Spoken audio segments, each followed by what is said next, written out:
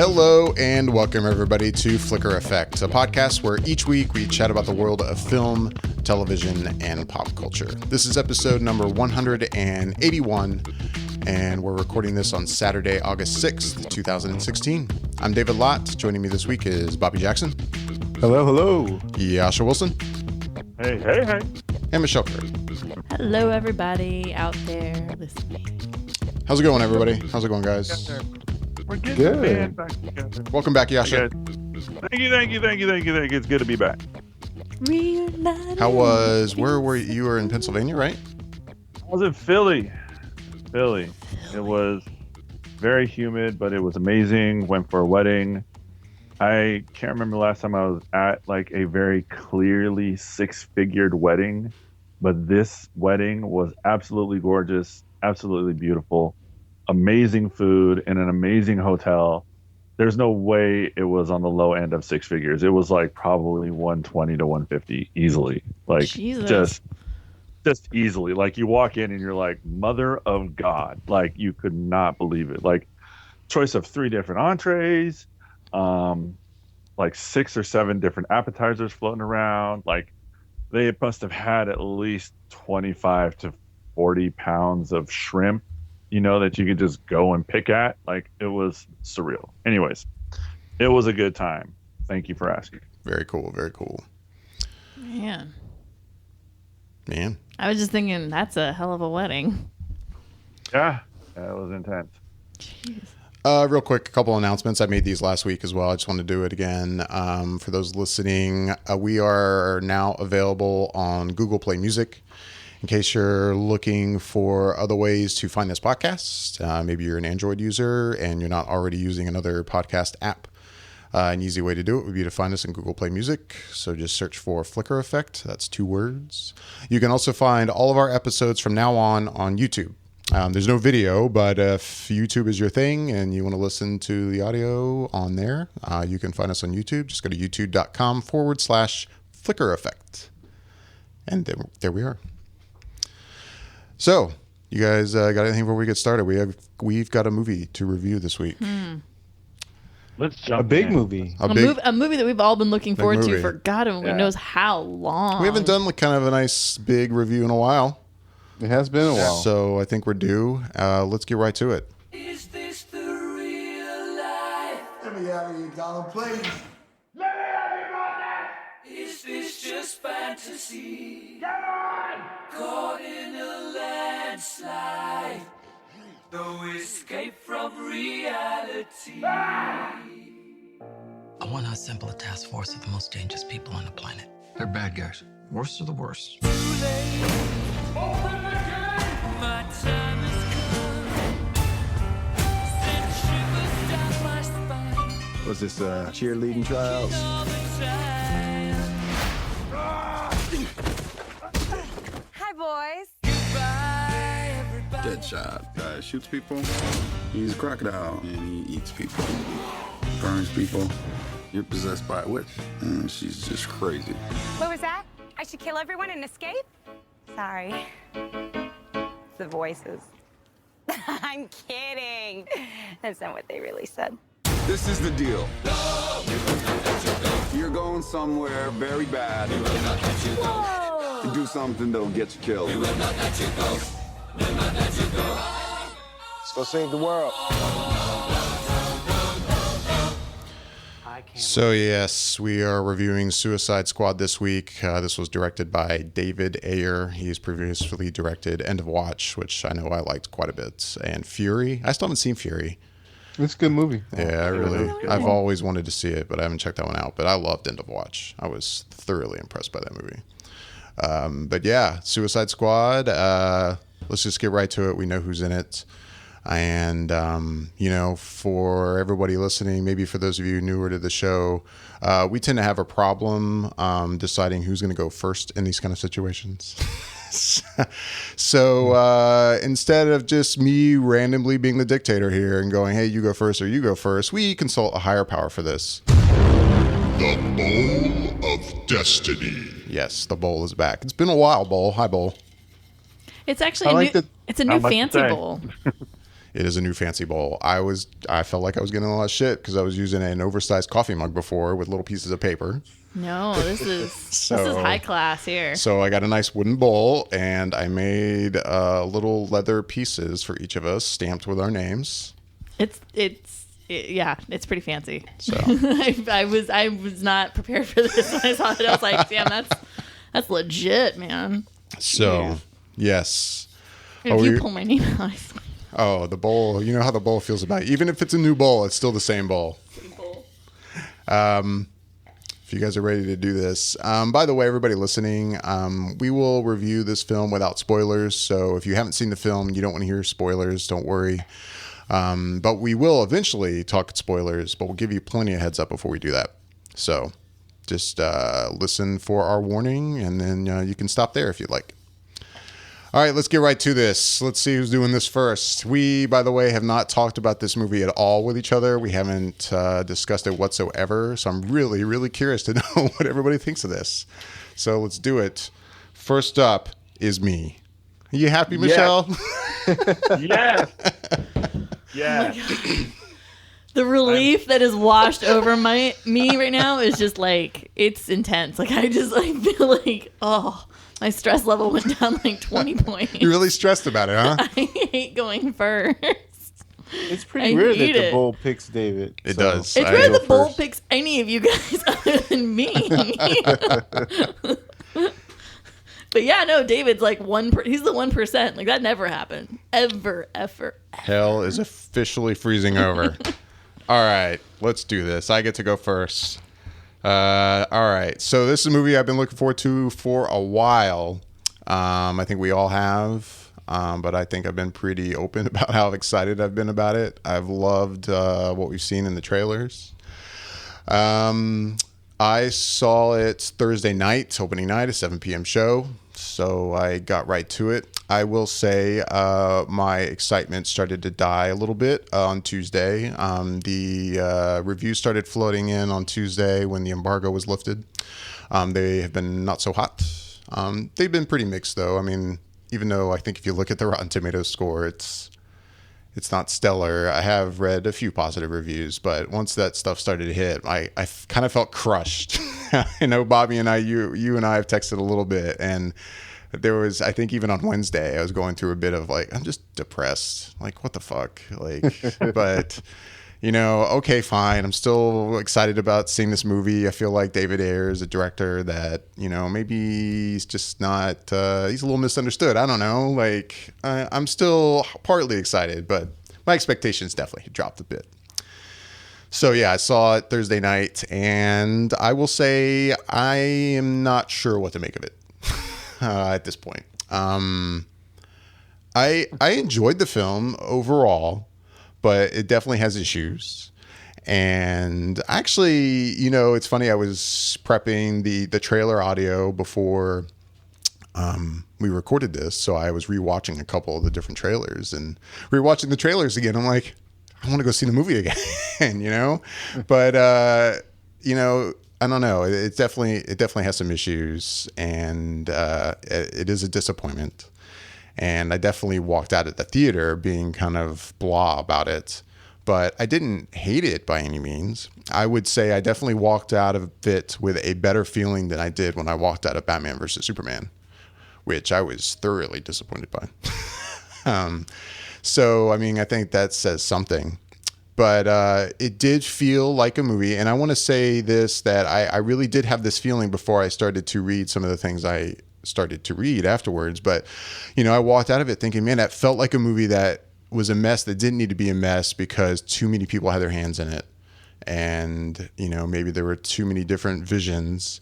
And it just seems like I feel like there might be a director's cut that, would make a lot more sense than what I just saw.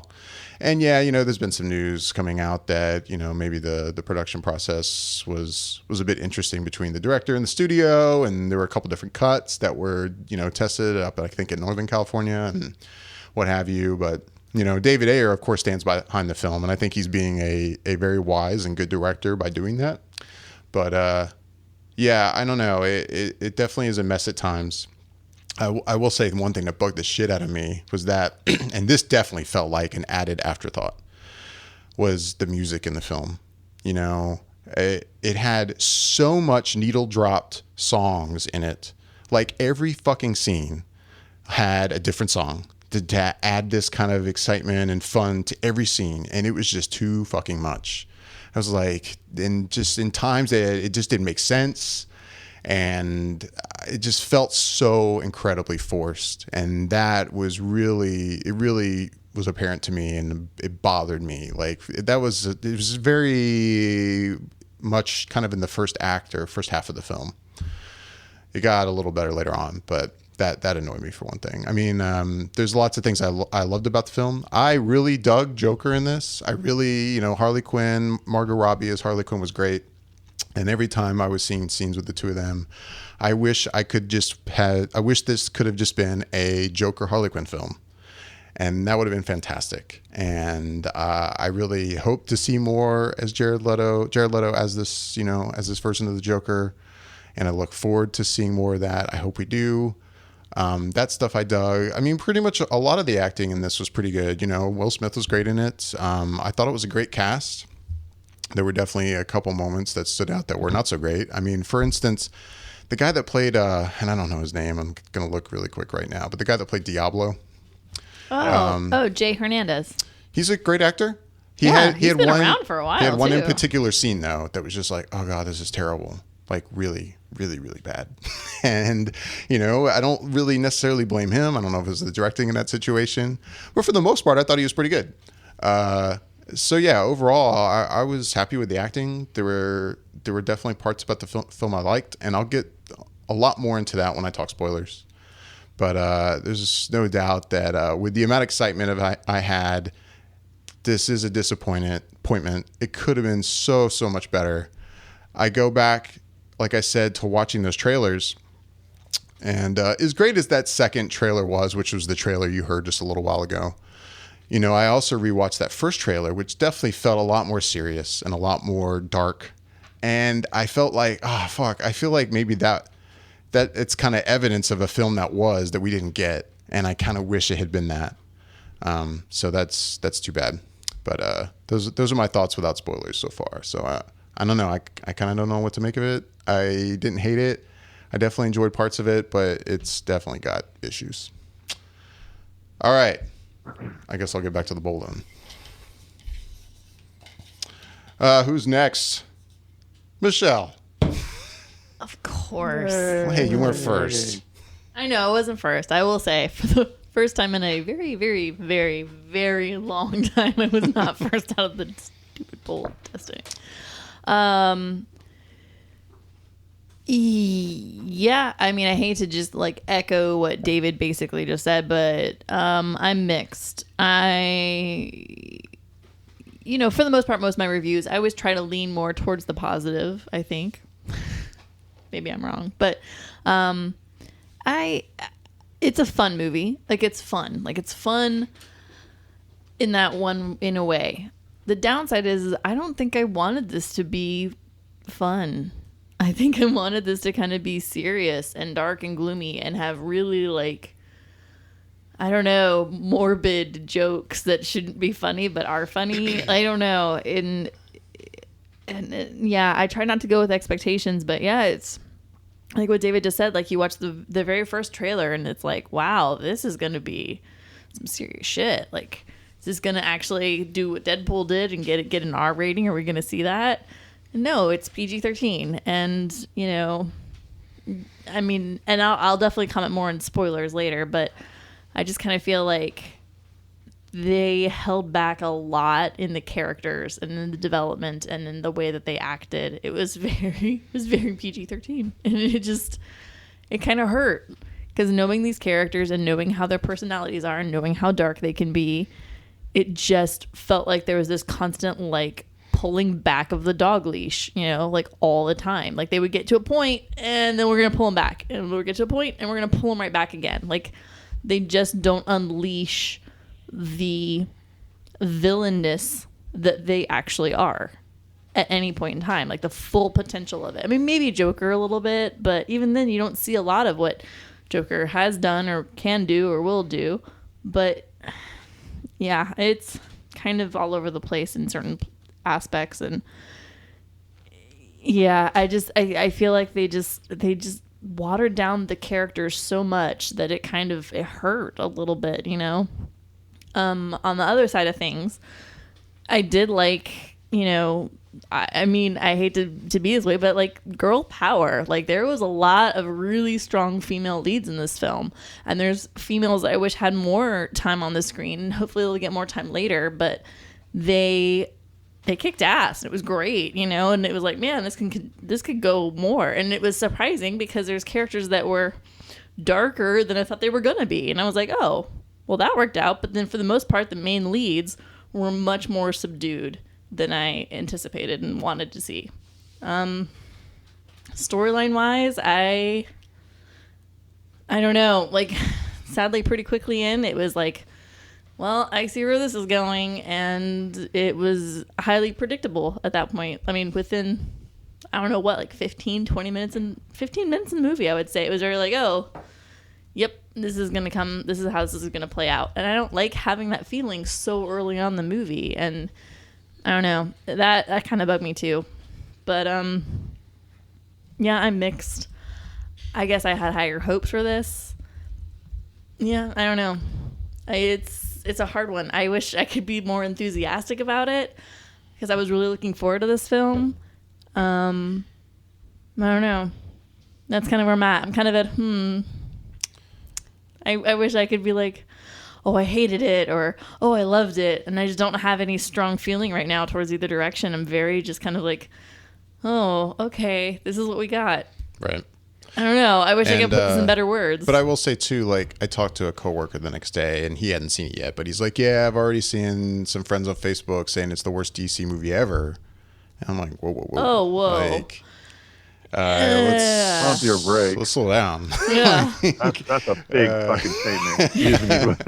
Like, it is not that bad. Like, let's jump back a little bit. It may be a mess, and my expectations were definitely incredibly high, so I think that's a big part of it. Right. But, you know, overall, I do think it's an enjoyable film. I feel like I'm going to watch it again and again in the future and appreciate it maybe a little more, and hope that maybe I'll definitely see a different cut that might even be better, like what happened with Batman versus Superman. But yeah, just adding that in there real quick. But yeah, it's, and like I said, it's weird because I feel like the way the movie starts and kind of opens up was just really jumpy to me. It was really kind of everywhere, and I just didn't like the way it unfurled at first. And then it kind of seemed like it was getting its paces and getting its legs, and then it just kind of started doing the jumpy thing again. And I was just kind of like, what the hell? And I was like, I don't know. Yeah, that's where I'm at. I'm at meh. You're right now. Meh. Get a rating of meh. All right, moving on. Who's next? Looks like Jascha. Okay. You are next up. What'd you think of Suicide Squad? You saw it when? This morning. This morning. Oh, wow. This morning, 9:30 in the morning, I went in to check this movie out. It's really funny. I'm really glad to hear everybody's reviews so far. I'm really happy to hear them, because when I walked out of that theater, I literally said, like, what in the shit am I going to talk about when it comes to like reviewing this film? And I'm literally straight down the middle. I'm 50-50 on it. Like, not to, like you said, echo what David said, Michelle, like, but it's like, I honestly don't know where to go with my feelings on this movie. It was like, you know, during Hall 8's presentation, it was like David said, David Ayer said, it was like a comic book, very much so. I feel like there was something missing. And with the music that they had, that was sometimes the best part of the movie. And I'm not saying that where they put it was the best part, but the songs that they chose were amazing. Hey, they were great songs. And that's what I'm saying. It's like, I love the songs, but you're right, David. It's like, you know, it would put it somewhere and I'd be like, oh, that's a cool song. Why are they putting it right here? That doesn't really fit what's going on. It was, I felt almost just all over the place at times. Even like, I mean, you can see what they were trying to do. They were trying to expedite the process of the story and give everybody a background to these characters and, this history that we have. And I just felt like it was missing something. Like the story, like you said, Michelle, it's like, I mean, I don't mean this, and I'm not even trying to, steal from what you guys were saying, but it's like, that's really what it was. It's just like, there was so much, it was just missing. Like, and it just was very predictable after a while. And I mean, I won't talk about it and I won't get to it until spoilers. But maybe comic book fans would know this, avid readers now, but it's like, there was something that I was surprised about, like well into the movie. But aside from that, I was just indifferent. I mean, I loved the characters. They were all fun. I felt like they could be more of some of them. I'm still not sure about Leto's Joker. And maybe that's just because I'm so conditioned for Heath Ledger's Joker. And that's what I've been watching for the past, 10 years now? Since, 10 or 9 years. But I mean, I liked it, but I just felt like I was missing something. But as far as some of the other characters, and like to say something also that you mentioned, Michelle, like girl power, man, there were some amazingly powerful women in this movie, and I loved it. Like I thought they were badass, and Viola Davis was a beast. Like Amen. She was awesome. She was so awesome, and and it's like looking at the list of like some of the other players, that the actresses that they were looking at, like Octavia Spencer, Oprah, and then Kerry Washington. I mean, the only other person I can see doing a really, really good job of it, like Viola did, was probably Oprah, and because that's who Oprah is now in real life, just does whatever she wants because she's that powerful. But I mean, Viola Davis just killed it. Yeah. Margot Robbie was amazing. Like she was every bit a part of that Harley Quinn character that I would want to see. And it's just, it was intoxicating. Like I think you said it, David, like you wanted, just a Joker and Harley, antagonist for the film, but it was great. Like, I mean, their characters were fun. But that being said, it's like I walked out and like, honestly, I was talking to my girlfriend about it before we got on the show. And she's like, so what did you think? Because I've heard this, this, and this. And I'm like, I really don't know, but I want to see it again. Yeah. And you know what? I might actually go see it again tomorrow morning. Like, because I'm really just like not sure what to make of it. And I want to give it a real shot and be like, okay, yeah, I liked it and like it for what it was. And what I think what it is just a setup, hopefully, for more movies where maybe we'll get a thicker plot line, some more Suicide Squad stuff. I mean, I don't know what it's tracking for. I know it was tracking for like 125 million for the weekend, but that was before all the hoopla with the reviews and whatnot. So hopefully it keeps going at the rate that it is. So, but other than that, it's like I'm really kind of like, yeah, all right, yeah, that's pretty good. It's fun-ish, has moments of grandeur, but moments of like, what the shit was that? And but overall, I think I enjoyed it. But like I said, I'm still 50-50 on it. Like I'm really right down the middle, and I just feel like with all the talent that's in there, I should like it more than just I'm 50-50.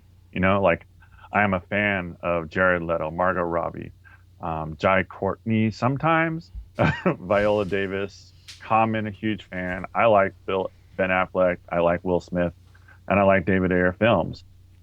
So for me to come out of there just going, yeah, it was okay. Like I feel like I should be way more like, yeah, this movie was badass, especially the trailers, because the trailers were amazing. And I don't know. That's just kind of my take. I feel like they've done this before. They did it with I think Green Lantern. They gave you this one tone of the film of what they're expecting and what they want. And I think too many hands got involved and said, well, let's try and change it up and do X, Y, and Z.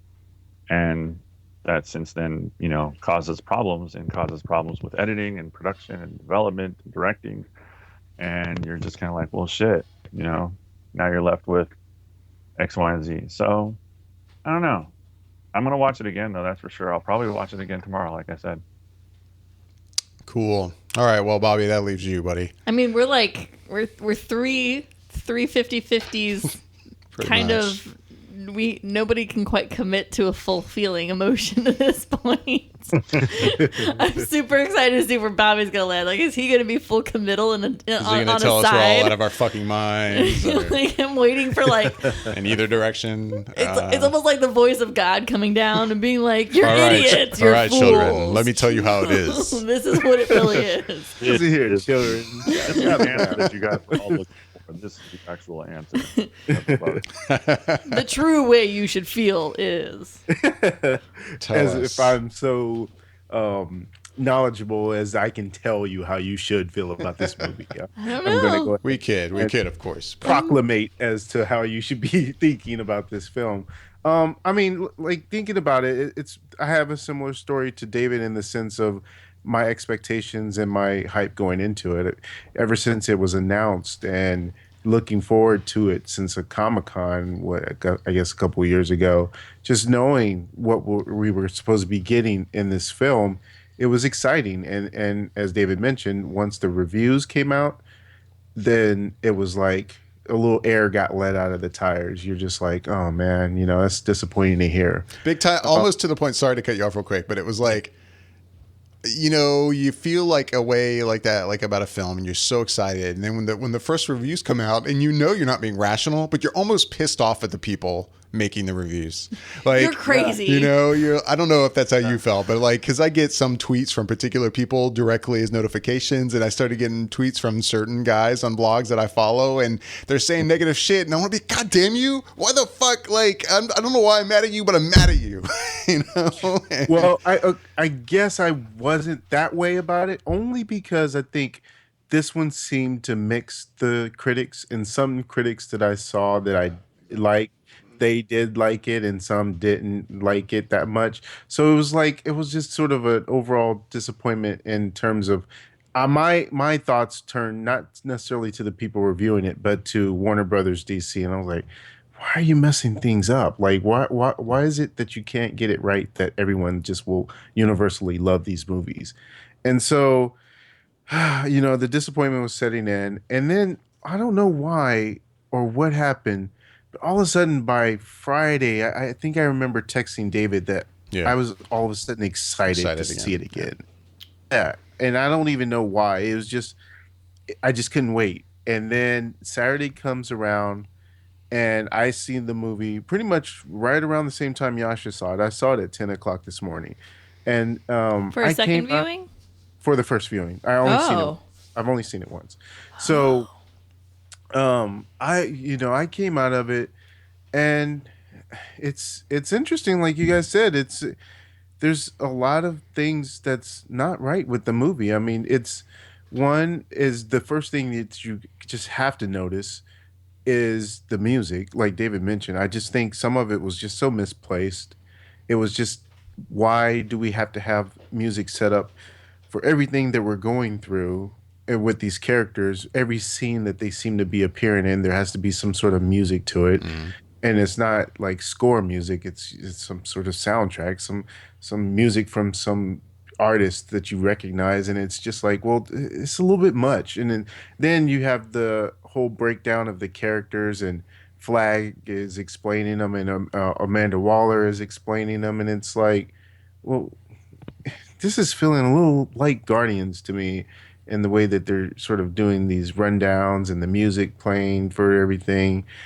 And it was just like, after that, then there was story elements that just, I mean, honestly, I would have to say, and I'm not keeping track of anything in particular, but this is probably one of the worst stories I've ever really seen in a movie, comic book or otherwise. It's just so bad. And I mean, the villain it's unnecessary. I mean, I really think that had they have structured this movie around the Beast story being Joker and what he's doing in between times when you're seeing the Suicide Squad, it probably would have worked better for me as a story. But it was just what we got with the villain, and this is just, I could have done without it, really. I mean, it was just not good at all. And then, having said all that, I really love this movie. So, I can't really explain why okay, I won't say quite love. I think I would have loved it better if the storyline elements were intact and better. But I really, really, really liked it and enjoyed it. And the reason being is because every time that they had characters on screen and when they were interacting together or just doing their own individual things, the movie just sang. It was hitting those notes perfectly for what they were doing with the characters and how they were interacting with each other. So every time that was going on, I was locked in, enjoying everything I was seeing, and just was really having fun with the movie, and just it was hitting on all cylinders. But then when we had to do in service the plot and do things that just had to move the story forward, it's like, oh, this is not good, this is not good, this is not good here either, and it just kind of like jumbled and disjointed the movie for me.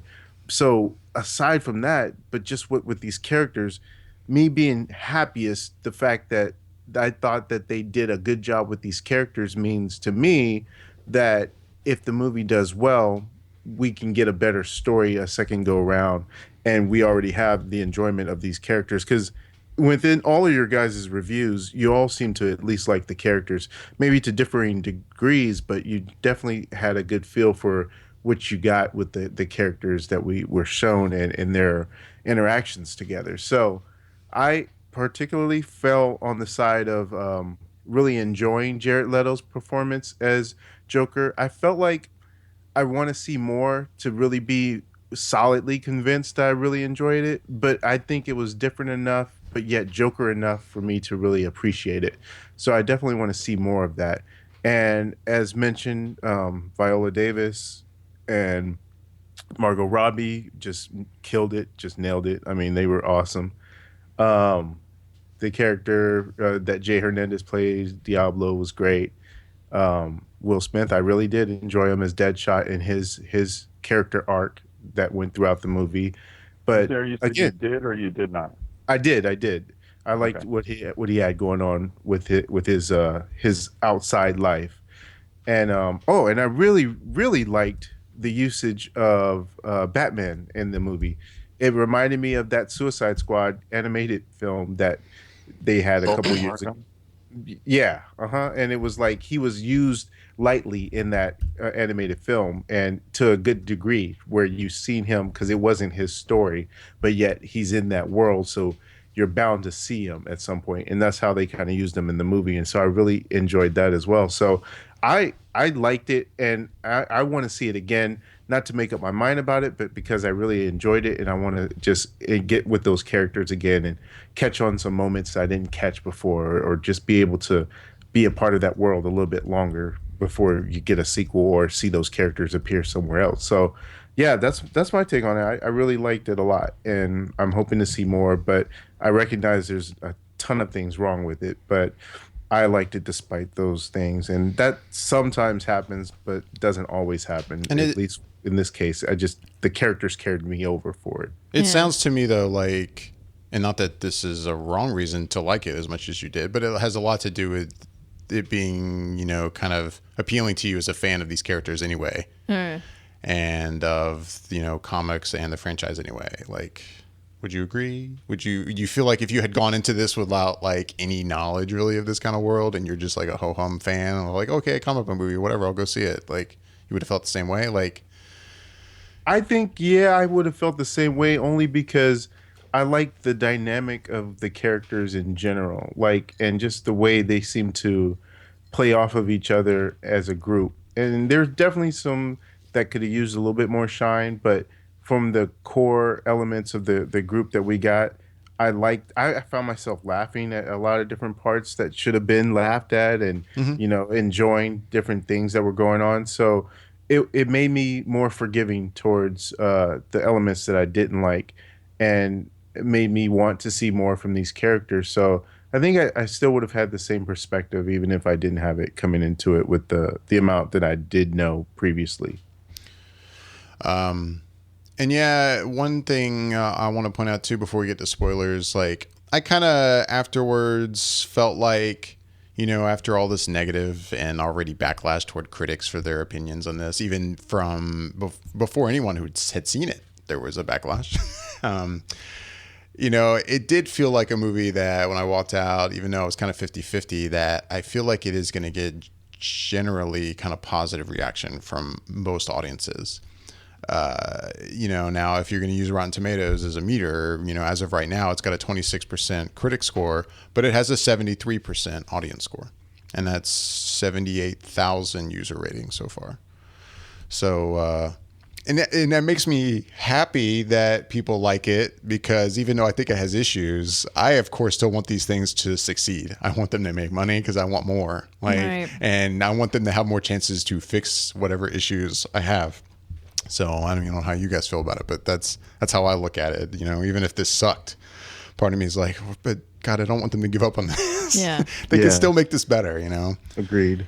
Yeah, I feel like, I say 50-50, I feel like I might be more 60-40, and 60 being more positive. I mean, I did enjoy, I had fun because, I do love these characters. It's just that I have a lot of issues with the way things kind of rolled out in the whole film. But I mean, I'm looking at IMDb right now, and it's a 7.2 out of 10.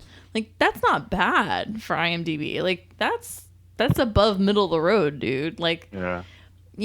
People that know these characters are gonna be happy overall with the fact that they're just seeing these characters come to life. And that was exciting to me. It was man, these are characters that I was really young and I loved Harley Quinn, I mean, that's back in the old black and red jumpsuit days, and so it's just nice to see them up on the big screen and see them really kind of their personalities and stuff. And I, again, having said that, I wish their personalities were done a little harder, but that's what the fans are going to enjoy and love and remember. It's just oh, finally they get their time in the spotlight. It's their time to shine finally. Up on the silver screen, which it's nice. It's fun. It's something different than constantly getting, Superman. Yeah. The same thing, which I think Bobby hit on really well, is I think that they did an excellent job, using the Batman here to implement in some of their stories, and even some other characters. I'm sure we'll talk in spoilers, but with Batman popping in here and there and seeing their interaction and their history with him, and seeing his interruption into their daily life, into their social activities, and just being who they are.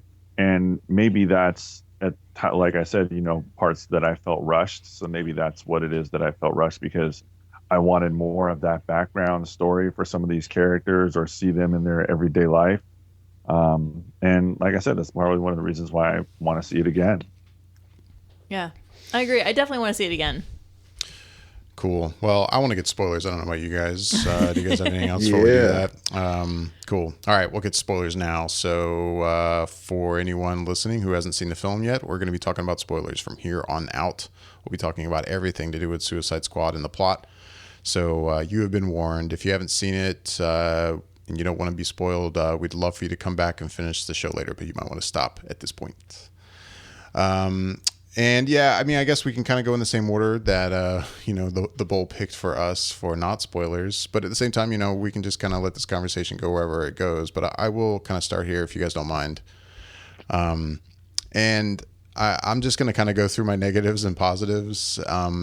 And I'd like to start on a positive note. So I'll start with the negatives. And the first negative I want to start with is actually going to lead me directly into a question for you guys. And this is about the villain. And my question is there anyone here that was expecting the Joker to be the villain in this? No. No? Okay. Early on, but then I kind of had heard rumblings that he wasn't, so I kind of knew. Okay. That he wasn't. So I just want to make sure I'm not crazy, because I never had that feeling whatsoever. I never expected that. There's no point during trailers that, even though you see Joker in it, that I'm like, oh, he's going to be the villain in this. And because I've read things since that people have apparently thought. And I'm not just talking about, Joe Schmoes that just saw it, who just saw the trailer and know nothing about Suicide Squad. I'm talking about people writing for movie websites who are like, so we were surprised that, Joker wasn't the villain and this was the villain. And I'm like, were we? Like, I'm not saying I knew exactly what the villain was. I didn't know that, but well, those people are idiots. Yeah. So, I don't know why they would think he was the Joker. I don't know either. I'm right there with you. That's why I asked. And this is just like, I mean, as far as like my knowledge into DC, this is just, I'm very novice. But for the love of God, like if Joker's the bad guy of the film, he's going up against Batman 90% of the movie. Like he's not going to go up against the Suicide Squad. Like, are you effing, what the hell? Did you? Yeah, I don't know, but like, I just wanted to ask that because I saw that article from one particular website and I was just very confused by it. I'm like, have they picked up a comic before? I don't understand why we would have thought that. But anyway, yeah, I mean, my first negative will definitely be the villain in this. The villain is I find a bit ridiculous and I'm disappointed that there seems to be a need again, and I don't know if it's on purpose or what, that we still get another villain that is incredibly destructive. And I don't need my villain to wreak havoc on a city or people or what have you to make it interesting. Like, and you guys already mentioned it, and I already planned on mentioning this, but like when it comes to the story, and I'll get to that later, I would have preferred something, I hate to say simpler, but not as epic, like similar to the Assault on Arkham storyline from that animated film. And I remember watching that animated movie when we already knew this movie was happening, feeling like, oh fuck, like I feel like this could totally be what they do. Like this is awesome, you could just have Suicide Squad going on a mission to do something, and Batman gets involved and Joker's involved somehow, which they are in that animated movie. But it doesn't have to end with like this big epic moment, which I have to say, like, especially with the way this ends, I'm like, this feels like the ending to Ghostbusters. Oh my god, you just stole the words out of my mouth. Like, I've been dying to say this. I felt like I was watching fucking Ghostbusters for the last hour of the film. Oh my god. It felt very much like the ending of Ghostbusters with of destruction. And I swear to God, David, I was just gonna say that, but I hope nobody else saw that. I was waiting. Ending, that ending is Ghostbusters. It's fucking Ghostbusters. Bobby, you're gonna say something? Yeah, what's so funny about that? I don't remember. I wish I could credit who had the article, but I remember reading an article sometime last year about how the last few movies, blockbuster movies, have all centered around some sort of big ring in the sky, and that being like some sort, because you had that in Fantastic Four, that came out. You had that in this and Ghostbusters. So yeah, there was like a few movies that the person had listed out, and I was like, what is with that? Like, why is that the end all be all of the ring of death? The big ring in the sky, and it's funny too because with this. She was so powerful. Why did she need to build a machine anyway? Like she could have just been causing destruction on her own, going from place to place. I don't know, but continue, David. Please. I agree. Oh, and I'm glad we all agree this is like the biggest problem with this movie. Is the villain is definitely an issue, and it's too bad it had to go in that route. Like it couldn't have been something, a little quieter. I don't know. It just I didn't like it. Something else I didn't like about the movie, we already have a lot of characters in this movie, and hey, I love seeing a lot of DC characters on screen that I haven't seen before. But, there's introductions of characters in this movie that I'm just like, I don't know, this just seems so unnecessary. Like, I mean, I gotta say Katana, like in this, like, I like Katana, and I think she's a cool character, but it's like it feels to me her introduction and her use in this feels like kind of like a bad type of fan service that I just didn't think was necessary. And the way it's like, okay, suddenly, hey, here's this chick that all you guys are gonna know, and she's just here to make sure you guys don't fuck up. And I don't know, it just didn't work for me. And Slipknot, the way he was used in this, because it's like you do this whole thing in the beginning of the film where you're like, okay, we're going to do this whole introduction thing. We're going to have Amanda Waller like introduce everybody, and it's going to be this cool thing where all of you guys that don't know these characters, we're going to teach you right now. And so if you're going to do that, I feel like then you should kind of play by your own rules and then introduce everybody you're going to have in the Suicide Squad. And they seem to include Slipknot in the Suicide Squad, but they don't include him in that. Though at the same time, when she goes to speak, I guess, I don't know if it's to the Joint Chiefs or whatever at the Pentagon, his picture is back on the wall. And then, of course, he is there. But, we learn, you can tell why maybe they didn't bother with that, because they kill him off super fast, which is fine. But, other than having another character there that you can kill off quickly to prove your point that, hey, we're not fucking around, we are going to really kill you guys. That was another use of a character that just seemed badly done and unnecessary, and I didn't care for. They should have committed to what they were doing with giving the whole background thing. Like, they should have committed to showing his background. I mean, them not showing his background, but then throwing his picture up on the screen, and also just in knowing that, I've seen this guy in the trailers, I'm like, you okay, end up great. knowing he's going to be a throwaway character. He's going to be throwaway. It's going to happen, because he shows up suddenly on the scene. You're like, oh yeah, he's not lasting long. And sure as shit, 9 minutes later, he's fucking dead. It would have been definitely more powerful if you had made it seem like, man, he's an integral part of this. Right. And then you killed him off. They should have done his backstory. Other than the fact you didn't have time to do that, because it was just taking too fucking long. No, it was. All of these introductions, and I was like, okay. Other than the fact that I guess I get that you need to explain this for some people. You're going to have a lot of people watching this movie who don't know who these people are. I understand that. But if you're going to do it, you got to commit the whole way. And you should have thrown his backstory in too. Now, I'm so excited. I get to go counterpoint on Katana, though. I'm super happy. Okay. Sweet. I mean, again, I will say really fast before you do, though, I'm not saying I disliked her, but I didn't like her use of it, the way that she was using this. And I'll agree with that. I highly dislike the way they use Katana. I actually feel like they should have used her more. She's a very strong DC character, and she's a very strong character within the framework within this kind of a storyline. And I feel like they really weakened it down and watered it down. And I feel that way about almost every character in this movie. But for her specifically, I mean, it's, to me, and again, maybe it's just because I'm more familiar with Arrow and everything else that's kind of going on there.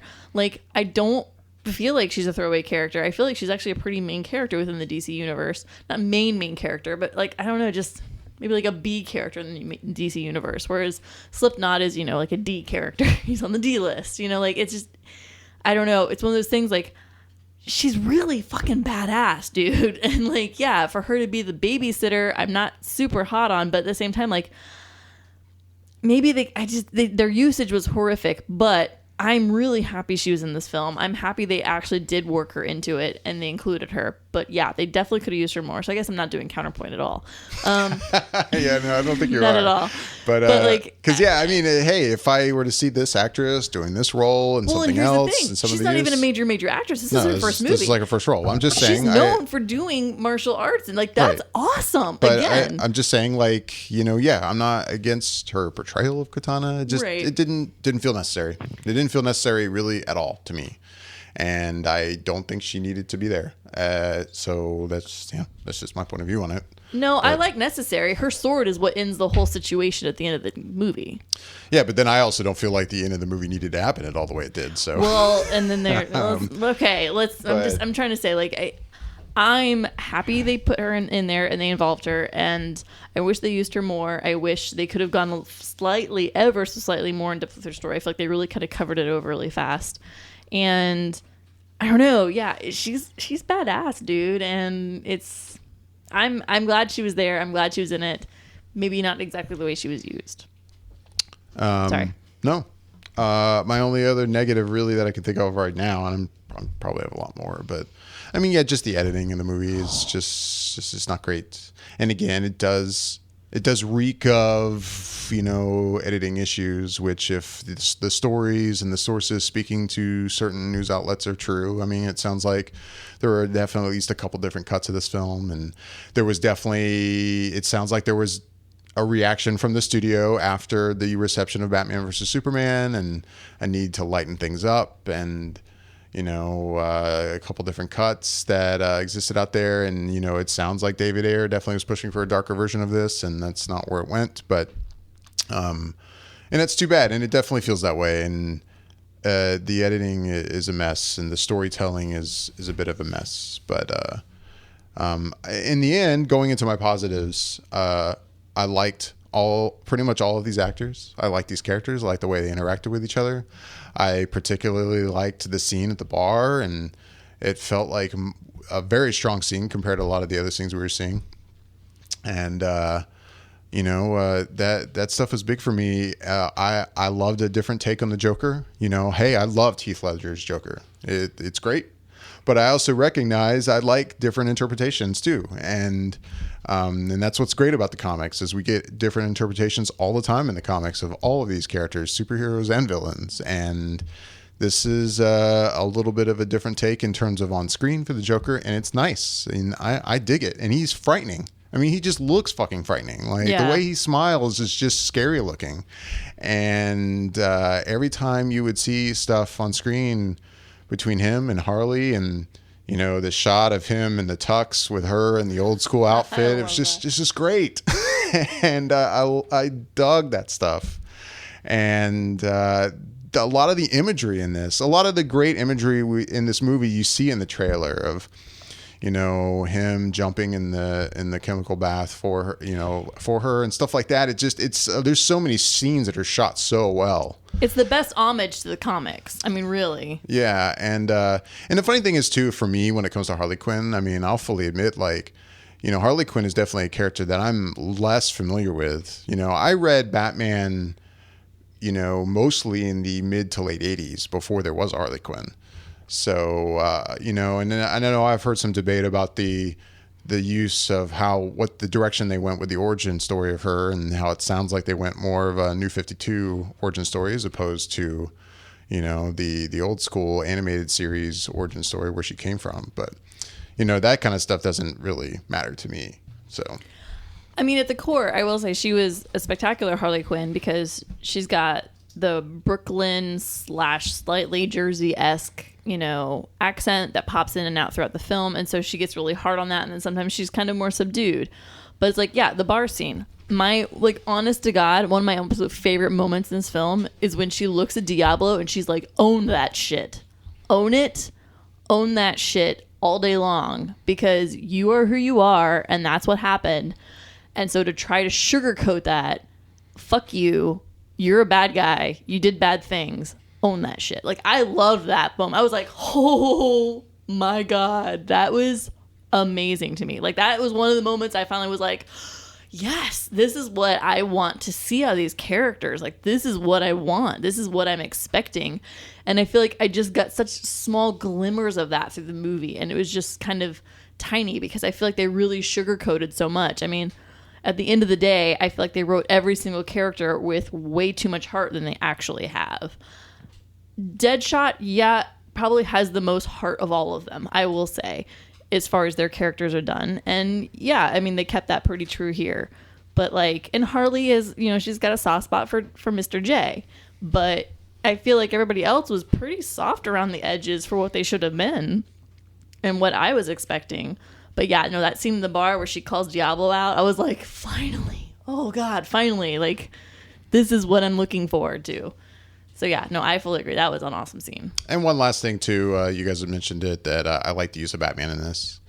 You get kind of almost a glimpse of Batman kind of almost just doing his everyday thing and kind of single issue comics that, you're not really going to usually get to see in these movies. And it's nice. I like that. So I like that he was included, but he doesn't become a major aspect of the story. And I don't think any of us expected him to be, but it's nice that that's the road they went down with that. So. And yet disappointed in the 10 seconds they used Ezra Miller as the Flash. I liked the way they did Batman. I feel like they used him exactly the right amount of time, the right ways. And I feel like the Flash was literally in there for, 15 seconds, 30 seconds at most. And I was like, he could have popped in a smidge more, just a tiny smidge more. I could have used a smidge more of Flash. I don't know.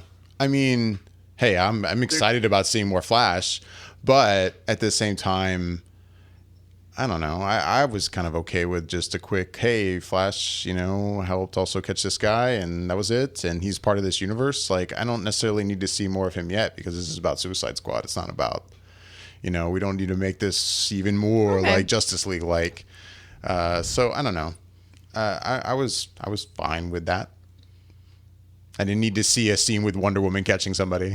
You know, I could have dug either that or Aquaman jumping in for like a hot second if we or had gone down something that else. road, That would I have been think pretty sweet. having like every character end up doing something, it would have just been like, God, this is not- so forced and so like, okay, we get it. We're making a Justice League movie, guys. Not every okay. character. Maybe just, I feel like maybe the scene between Captain Boomerang and Flash could have been slightly longer. Like maybe see him fight it out a little bit. I don't know. Like Yeah. I could have gone for that. Like I could I get was that. kind of, I felt like that scene needed it just needed like 30 more seconds than what we were getting. I get that. I will say that much. All we really got was flashing light and him in his costume. Yeah, he stood there for a second. He stood there for a And he stood second. there It for a was like, second instead of dude, lying. Yeah. I'm here. Like, I mean, I'm with you guys. Like, that's one of my gripes is like, you know, I wanted to see a little bit more, just a little bit, but I get it. They're getting us ready for him. But, you know, like if he's going to be there, at least let us see some of what he can do. Like we haven't really seen anything that he does. All we see is a light, flashing light and a light bulb and a lightning. I feel like it would have been cool So- to see Captain Boomerang like being like, all right, I'm gonna give you all I got and like go at him and just to see what the fuck would happen. Like it would have been even if it had been like Flash like holding out his hand, holding Captain Boomerang's head, and just Captain Boomerang swinging his arms. I would have been okay with that. Like I just needed an additional 30 more seconds of Flash. Like it just seemed so. I felt like I batted my eyes and he was in and out. And I was just like, I could have used just a smidge more screen time of him. Nothing epic, just to visually seen him more. Yeah, no, I understand what you're saying. So it sounds to me like Jascha and Michelle are saying that once again, Zack Snyder has let them down. Yeah, the one Because- scene with Zack Snyder directed. Yeah, because Zack Snyder Zack, did you're direct son of that a scene. bitch. And I agree. I think he could have even like 15, 20 more seconds. Because honestly, you literally, if you had blinked, you would have missed that Flash was in the movie because Yeah. it was Yeah. pretty quick. Yeah. But Yeah, it was very, no, very. it could have been just a little bit longer. But yeah, I At can least get have it. him throw a damn boomerang at him. Like that was another Right. thing. It's like, Right. Right, that's like, what that was a gripe that I had. It's like, you know, he threw maybe 3 boomerangs throughout the entire I'll give movie. it 3. Yeah, maybe 3. And it's like you could have at least tried to show us like as the whole reason as to why we call you Captain Boomerang. Like as of right now, you don't do anything. Right. Like, So I'm curious, what did you guys think about the end scene with Viola and Ben? Oh, I loved it. Do you tell me I loved the mid-credit scene? Yeah. You loved Yeah. it, huh?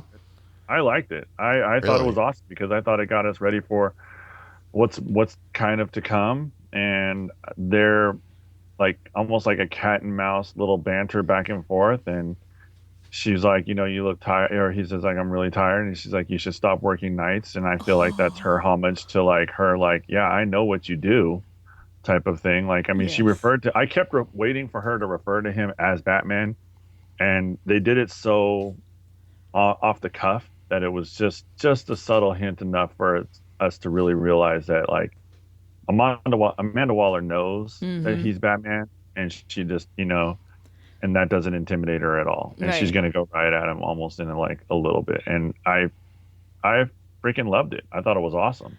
See, I'm with Yasha. I loved it too. And I loved it for that exact same reason. Like, I was just like, oh, that's right. Amanda knows all. She knows all. And it was just, God, I love Viola Davis and I love her portrayal.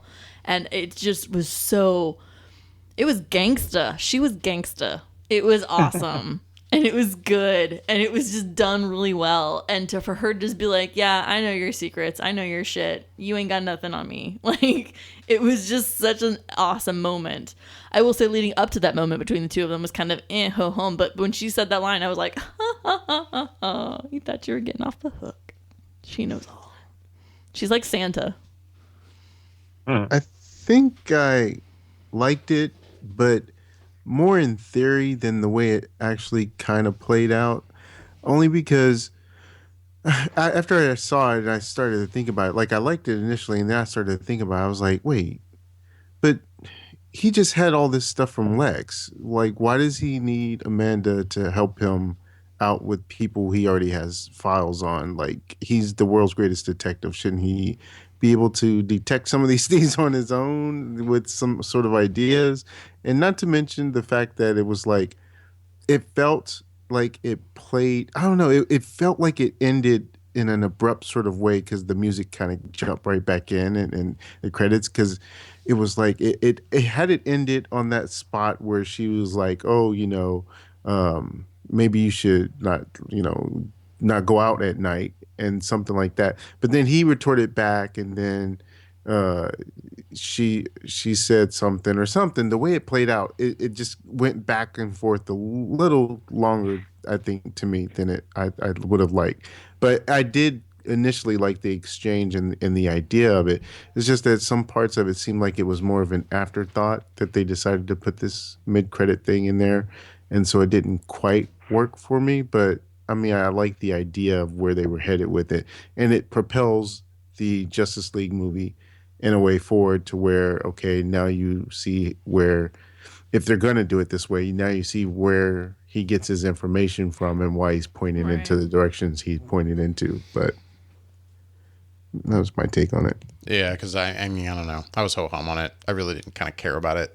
It felt unnecessary, and it felt like a Justice League, like, hey, let's get excited about Justice League thing. That was just like, I don't know, like, you've already shown us stuff that's like, it's not like, oh, wow, seeing images of the characters and the binder is like, oh, wow, look at that Aquaman or anything. Right. It's just like, and yeah, the interaction between Amanda Waller and Batman or Bruce Wayne in this case is cool, but I don't know. It didn't do anything for me. Like, I feel like, I guess it did for you, Michelle and Yasha, but I said I was ho-hum. I felt like it didn't even, if it hadn't been there, it'd have been fine.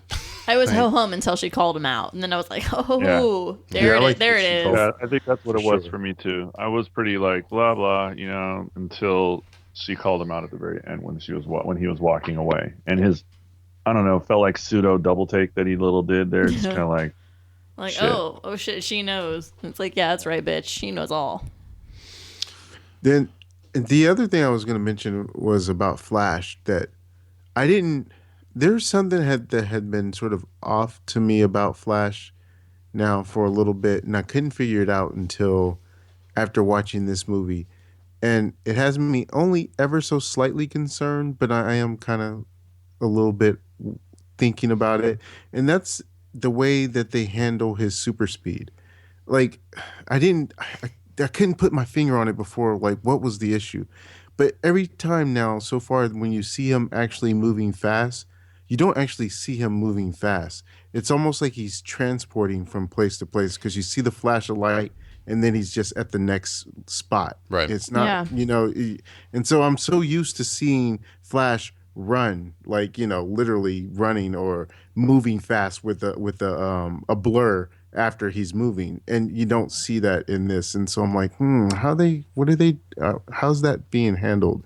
Because it's so quick right now. It's not like you can really tell what angle they're going to go with the super speed thing, but it did have me kind of curious as to what they're going with for that. Yeah, I mean, my gripes are pretty similar. I really hated, and I can say, actually, no, yeah, I hated the villain in this. I thought the storyline was just atrocious going in that direction. And yeah, like at some point there was a moment I was like, and I feel like it was maybe even slightly before midway in the film. I mean, it was probably the first few shots of her making the whole like circle in the sky thing. I was like, oh my God, it's fucking Ghostbusters. And it just kind of kept, and that feeling just got stronger and stronger as we got closer and closer to the final scene, And yeah, I just felt like the editing was just choppy as shit. And yeah, it's like there's this whole, and I get it. They're trying to introduce the characters, but God, it just went on forever. And maybe they could have done it like in different sequences later on, stretched out through the film. I don't know, in different ways. Not so much like, well, here's so-and-so backstory. Here's so-and-so backstory. Here's so-and-so backstory. Like, it could have been like, well, this is Diablo. And then later on been like, he finally tells his story. And I'd been like, oh, shit. Okay. Yeah, got it. Like they could have subtly integrated the backstories throughout the film in a way, I feel maybe. It just, I don't know. Yeah, there's a lot of issues with editing. And I don't know. I'm also with you, David. like, why was Katana there? Like, I mean, she felt so shortchanged when it comes to her being such a relevant part of this cast, and she's such a badass character that it's like they just kind of just threw her in there, and I don't know, it just that really, I don't think they really gave her justice or gave her the just due that she deserves for being in that role and being this badass character that's part of the team. Yeah. That makes sense. And for me, it's like I needed more Joker. Like I felt like they were gonna have him kind of all over the place in this, and watching him and Margot Robbie just go back and forth when they were together. I mean, I enjoyed it. Like you said, it's like that throwback to the comic where he's in a tux and she's in that traditional, the old school costume. Like that was great. I was with that as well. Bobby, do you have anything? Yeah, I mean, okay, so aside from the actual villain being weak and not necessary, I actually didn't even like Cara Delevingne in the role. I don't know, it was something about her acting with the character that just I didn't really like. And then like she was doing some sort of weird sort of shimmy dance that I don't know what that was it was a about. little It was just weird. like what is this? What is this? That was Yeah. awkward. It was just like I just did not like that character or her as the actress in that character at all, and so that really bugged me. I would say again, just the way it was put together and just the story elements and the music elements that seemed overplayed bothered me mostly. But the good things was I really, I mean, one of my favorite scenes. I honestly was kind of like a little like misty eyed when Will Smith, is Deadshot's daughter, like jumps in front of Batman when he has the gun, and he's like, she's just telling him to put the gun down, and it was like it's so touching because Batman obviously doesn't need that help because his, as you've seen in the Batman vs Superman, he's pretty much bulletproof, but at the same time, you never know because it is Deadshot and he doesn't miss and he could easily shoot him in his face. Yeah, he could as just shoot him in opposed the to- eye Yeah, and as it's opposed done. to like anywhere that's protected. But it was just such a tender scene and it was played really well into really great effect. And then The a Zoe lot of effect. That's what I call it. The Zoe effect. the Zoe effect. Yeah, her name is Zoe. Okay, I So couldn't remember. I would the say character. I would call it the Zoe effect on Deadshot. Like every time it was like anytime anything Zoe comes up, it's like and puddle of mush. Oh yeah, And yeah. puddle of it's the Zoe effect. But that's what I really liked, I think, overall about the characters. And I think it's a little something that maybe, Michelle, you find sort of weaker about the movie or how they were portrayed is that, like you said, they have a softer side to them than they probably should. But I kind of, that made me connect more to the characters because on the whole, it was in it. Yes, they were all, you could relate to them on a humanistic level because they all are they all have relationships of some sort that they're not a part of anymore, whether it's a husband or a lover or a daughter or family, a wife. And so it was something that they still had retained their humanity towards and weren't these complete monsters. And it was sort of like how Will Smith had put it in the panel at Comic-Con when he was like, there's a difference between being a bad guy and being evil. And these are bad people, but they still aren't just inherently evil people. Right. And so I think that's what makes you kind of connect to these characters along with the story that they have within the film. And I wasn't I definitely expected some of the characters to be expendable, and like you said with Slipknot, you could see that kind of coming, but I didn't know or expect that Diablo would die because You mean one, Slipknot? no, Diablo. Yeah, Diablo died too. Yeah. Did he? Yeah. Oh, I thought he was okay. Well, they never showed him again, so I just figured he was dead. Yeah, I assumed he was dead. Yeah, when Oh. he goes up against that big creature towards the end, and they put the bomb there, and he's like, just blow it, and then they blow it up. Oh, And you yeah. don't see him after that. But with that, in and of itself, I kind of thought like, would that really kill him? Because he seems to be fire based, and if that was an Yeah. explosion, and And when who he turned knows? into that giant bone Yeah, so monster, I was that's like, real I don't cool. know. I will say, I did not see that coming, and that was Me either. baller. I was excited about that. Like when he turned into a huge devilish fireball of death.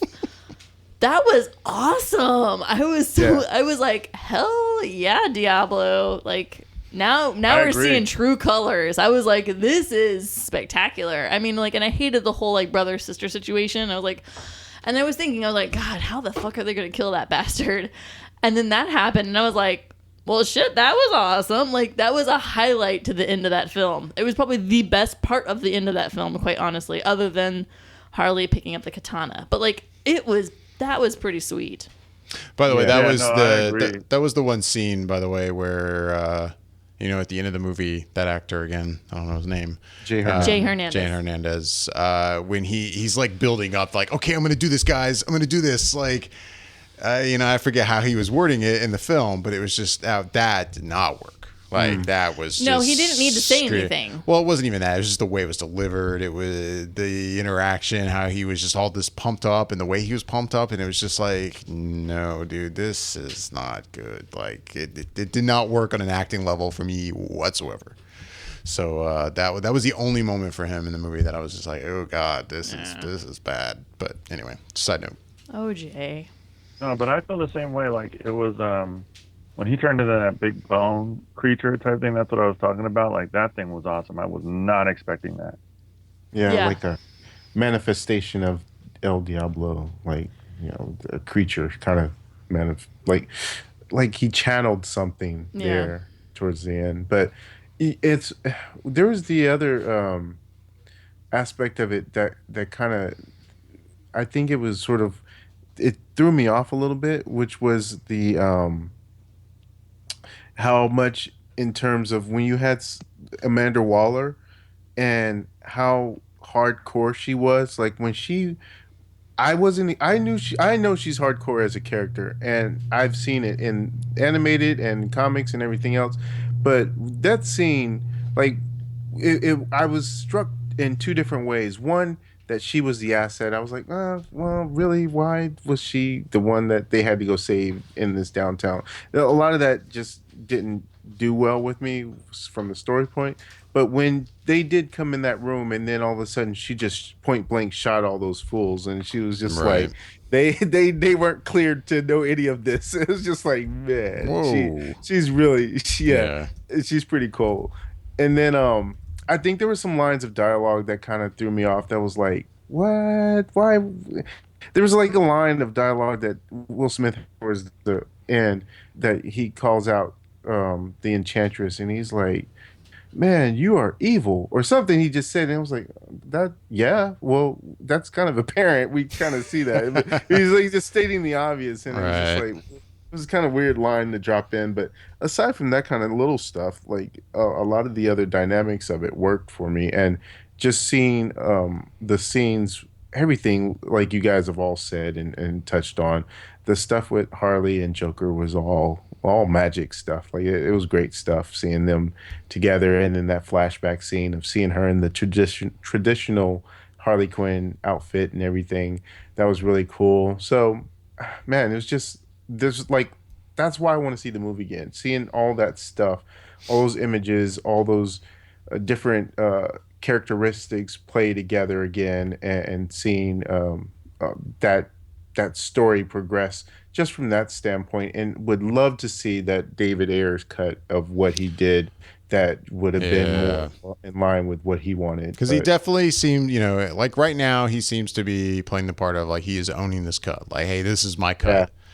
And the way I feel about it is like he feels like he's being a good director. He's owning it, and he's looking out for his career basically. And it's like, look, I'm playing good with the studio, and even though he says he owns his cut and this is his, like it does feel like this isn't really his cut as much as he's saying it is. And, I really hope that when we get a Blu-ray release, a digital release, that we do see a different cut of this, like we did with Batman versus Superman, that is going to be, hopefully a lot better than this, because that seems to be the biggest issue. Because, again, the characters are good. I feel like, there's a lot of great aspects that it's all there. It's just the way it was put together, and the storyline in the end also is a bit of a mess. And I don't think a different cut's really going to change that.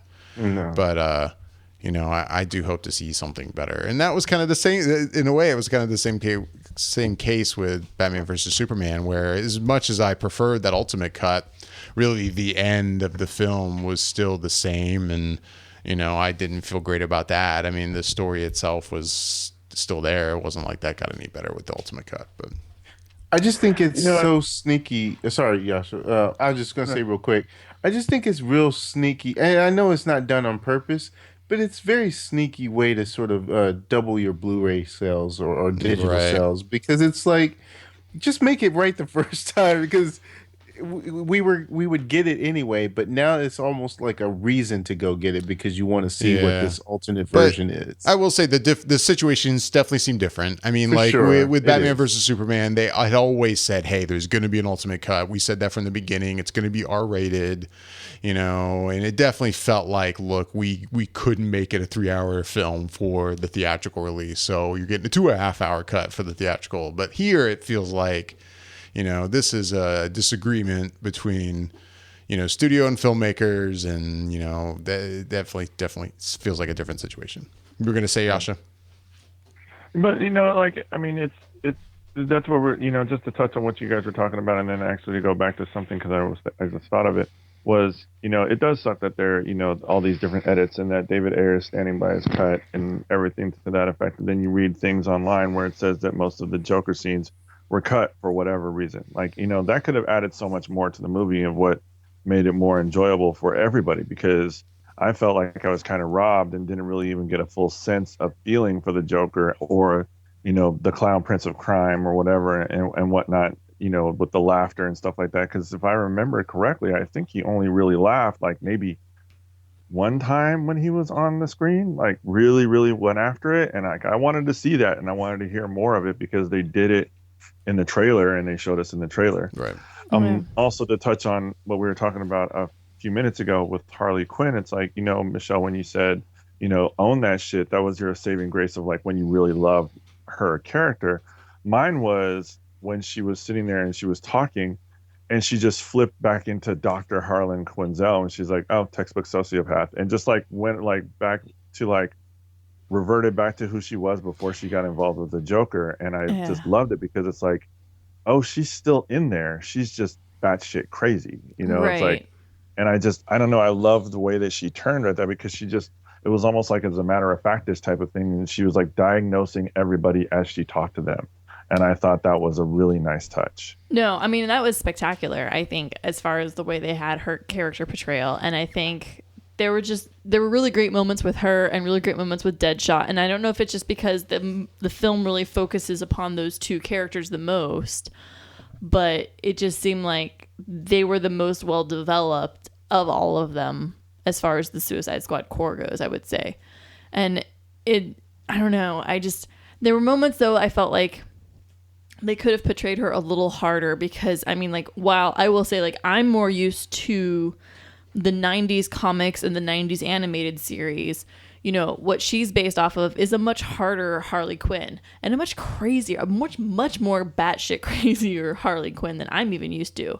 And so I was kind of expecting slightly more, but at the same time, like, I did enjoy the like split seconds of lucidity where it was her actually as Harlan, and it was just interesting to watch. And so yeah, I like that I like the way she did the portrayal, and I like the way that they let her go with it, and like the way they wrote that. I will give that much. But as far as the other characters, like, it just seems so, and yeah, like Bobby was saying, I agree, like it's to humanize them in a way so we all can relate in a silly way to them, and that's fine. But yeah, I think I was just hoping for slightly darker I just felt like it was just too uplifting at moments. And I was just like, God damn, like I'm not watching Guardians of the Galaxy. I'm watching the Suicide Squad, guys. Like I wanted something with a lot more grit to it, in my own personal opinion. So it just seemed too PG to me. Right. PG-13 to me. Which, another thing too, I mean, that's been out there, and I completely agree that, yeah, this is a PG-13 cut, but it's not. Like, it's violent. There's a ton of gun violence. Like you pointed out, the scene with Amanda Waller just straight up just shooting a room of people. And, that's an R. That's a hard R thing. This is an R film. It is, and we could go into a debate about this for another half an hour, and we won't do that. But it's a little disappointing to see films get an R rating for certain things. And then a film like this that is extremely violent, but because it doesn't have, too many F-bombs and, no sex, blah, blah, blah, it gets a PG-13, and it really shouldn't. This is an R-rated film. And yeah, it could have been even more R-rated. And I think a lot of us would have preferred it to be a little darker and more R-rated. But, they call this a PG-13 movie is like, come on, really? I mean, I'm saying that more in the way of like the words that they're saying coming out of their mouths. Like, right. As far as like... No, I get what you're saying. I'm not discounting that. I just feel like as far as the violence level goes, it's an R. I mean, there definitely, and yeah, there was no sex in it, but that could have been an interesting thing to have seen, even leading up to like Harley and Mr. J. Like that would have been interesting. But I'm not saying a full sex scene, but maybe like something leading up towards it. I've been like, oh shit. I would have watched the Jared Leto, Margot Robbie sex scene, sure. Stuff would have gotten freaky quick, but it's like, for an R rating, yeah, they want certain amounts of sex, they want certain amounts of certain curse words, they want a certain amount of actual blood shed on the film, like blood, like literal blood, like visual blood. Right. And there wasn't. Mm-hmm. And I will say that, and so yeah, in ways there, but it's like, they really held back on, in ways, the tone in which they were speaking, the way in which they speak, the way in which the characters act. But yeah, as far as violence goes, this was an R movie for sure for that. But at the same time, like, as far as like actual like blood or gore or guts and goriness, there was none of that. I mean, really, they're killing people, but they're not showing the dead person there like bleeding to death at the same time. So I understand the PG-13, but it should be an R.